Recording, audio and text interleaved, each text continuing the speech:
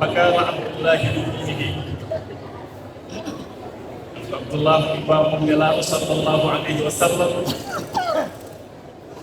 وبين مكة المكة من فاطمة وتفيد أمري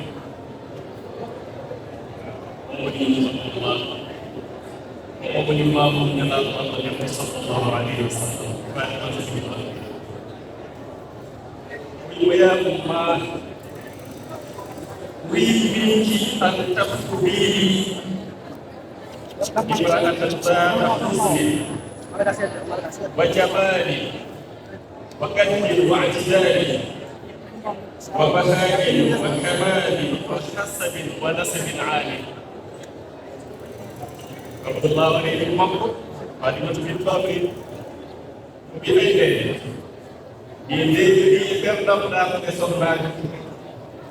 يبنون كوكو أنداسيو يبنون سيراني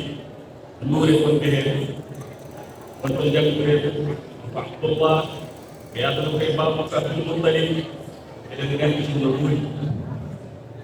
الغور إمام بكري من يلقي وبينه لا خنم جنبه جنبه jom jordan debbo on harkutaro jontano timmuɗo ko asko eto dambe kanko toɗɗori yiɗi kanko abdullah ɗum timmiɗi leke neɗɗo so tawi suɓo yo suɓo ko laaɓi seni ووليك مهاجر صلى الله عليه وسلم وتنكح المرأة لأربع: لمالها ولجمالها ولحسبها ولدينها فاظفر بذات الدين تربت يداك وإن تضرب عليك بذات الدين تربت يداك لا تبي يبقى رزقك كدين morisee ko kam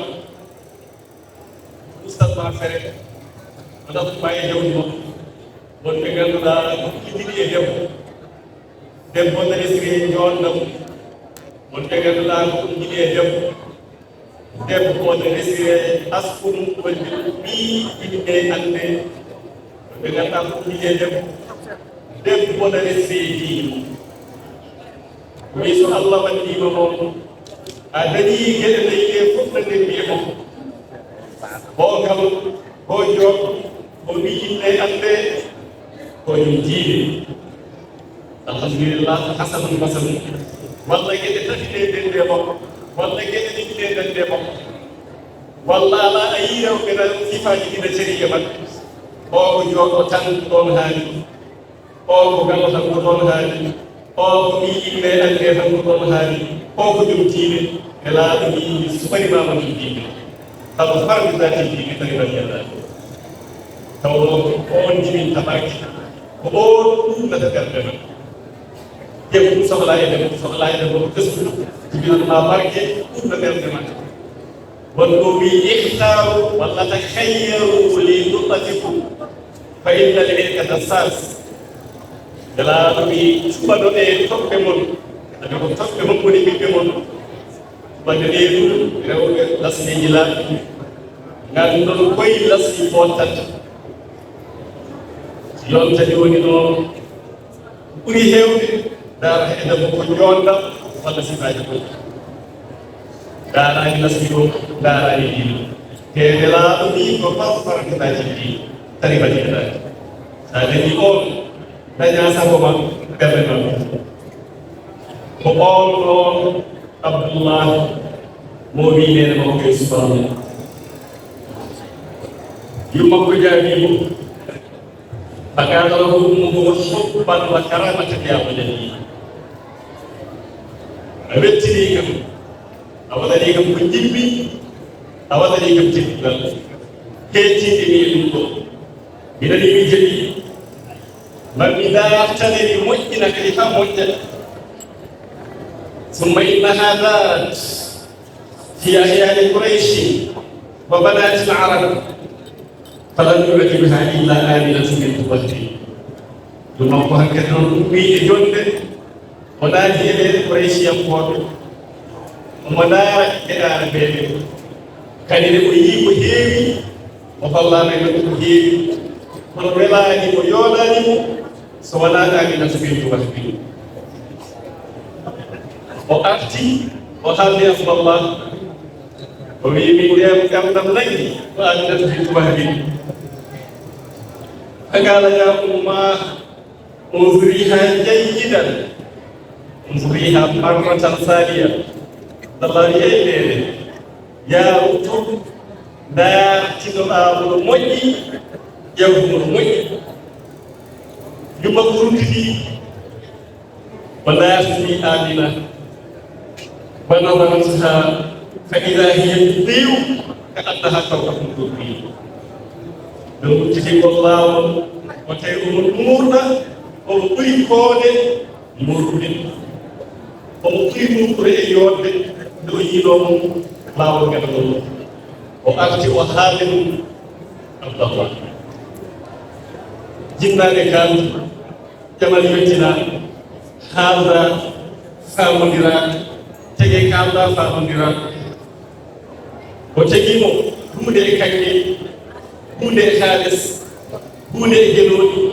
hunde e nayi e hunde e dammiri nayi ɗi geloɗi ɗi dammiri ɗi hirsira ko e ayyoh si Abdullah ibne Abdul Muttalib sabi dewgal yange Abdullah ibne Abdul Muttalib wa suffati ilayhi summa ihtala biha Abdullah fi khalwati ta'a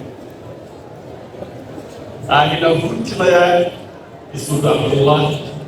o teedi e makko teedu ɗum no ganduɗa ne rewi laawol ko haaldana famodira rewi Allah no kiyatɗa o wi wonno ashiyatan wiyama ko hakkude takosade futto wiyama ko hakkude futto e geeƴe ko ɗon o naati suudu kanko Amina وكانت ليلة الجمعة والنوم جمع الجمعة الخميس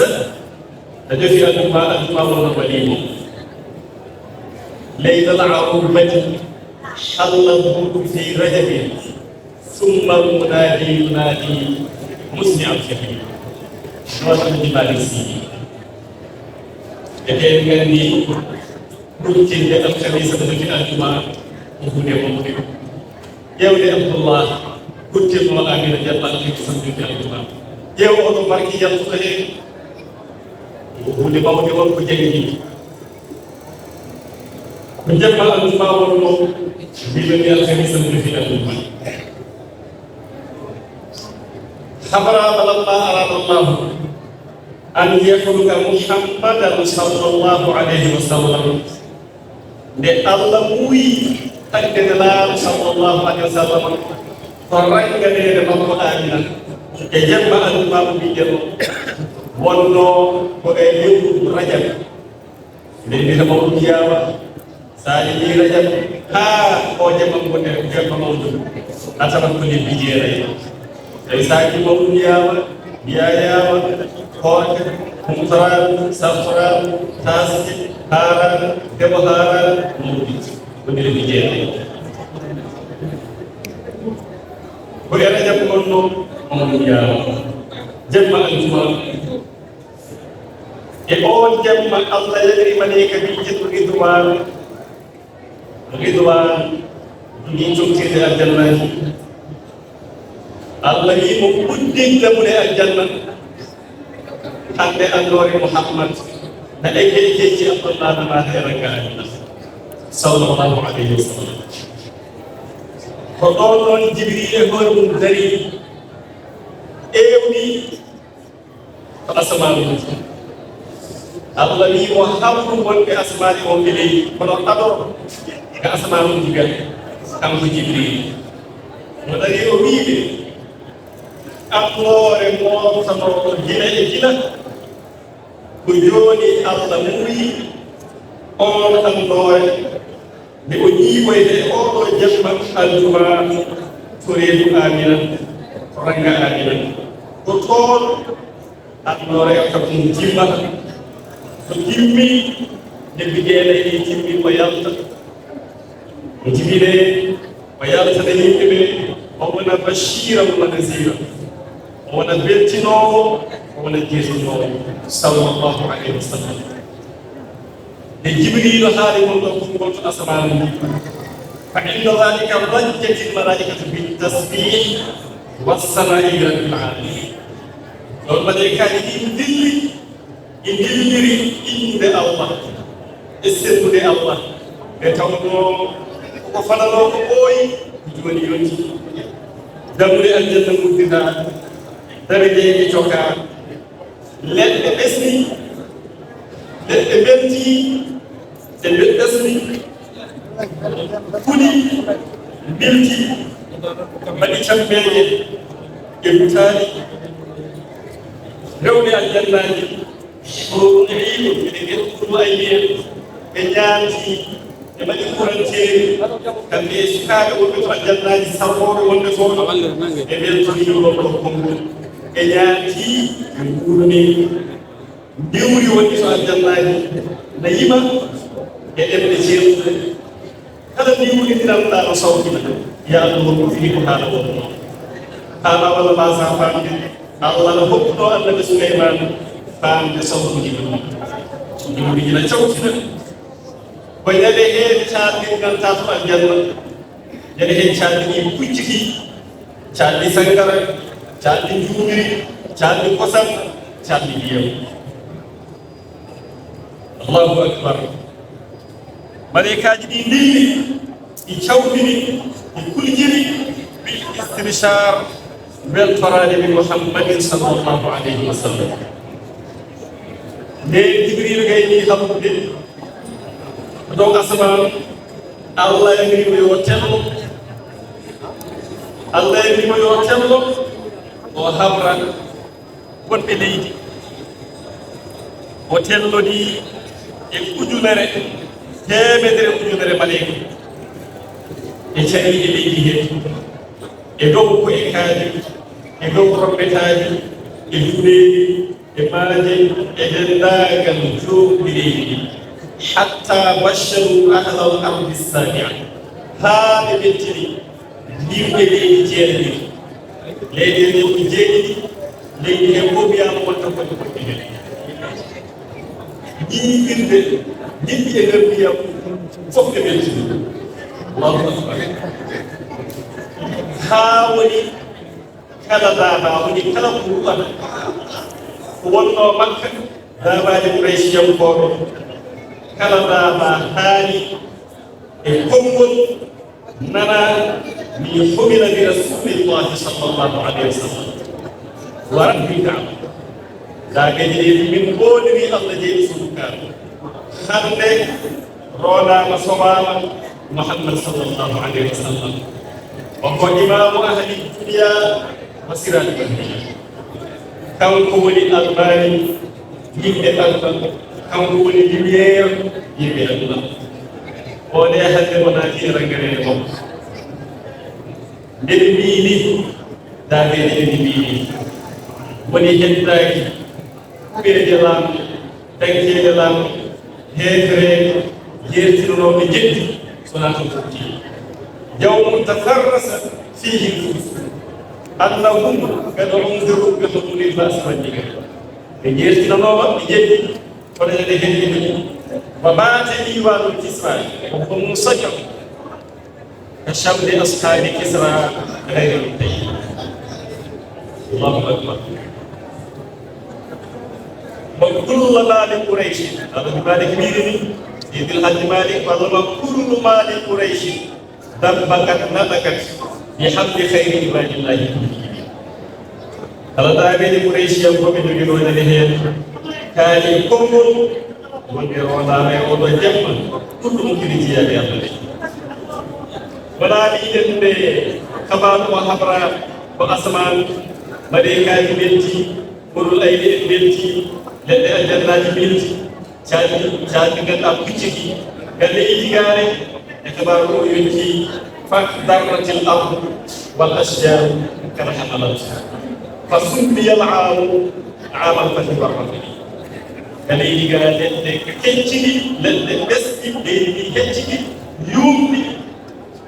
أمو دي بتاعك وقت دي كتاب هي كتاب يا جل كتاب الأمو سيد الحاج مالك ولي النساء أذن الرحمن حمل ذكور ذلك مقام إكرام بمختلف سنتين من الله صلى الله عليه وسلم Allah muy rewɓe fof sowi ɓiɗɗo worko e nder deftere fof ikrama bil muhtar sallallahu alayhi wa sallam en gandi nde ko woni ko asbabu